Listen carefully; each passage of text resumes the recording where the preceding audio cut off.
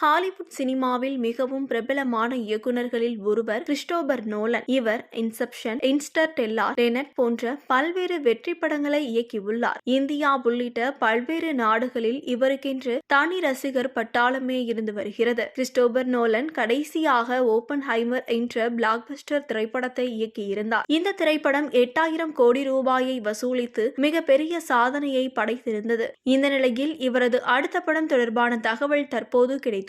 அதாவது கிறிஸ்டோபர் நோலனின் அடுத்த படத்திற்கு தி ஒடிசி என்று பெயரிடப்பட்டுள்ளது. இந்த திரைப்படம் வரும் 2026ஆம் ஆண்டு ஜூலை 17ஆம் தேதியன்று ரிலீஸ் ஆகும் எனவும் அறிவிக்கப்பட்டுள்ளது. நீண்ட பயணத்தை அடிப்படையாக கொண்டு இந்த திரைப்படத்தின் கதை அமைக்கப்பட்டிருக்கலாம் என்றும் எதிர்பார்க்கப்படுகிறது.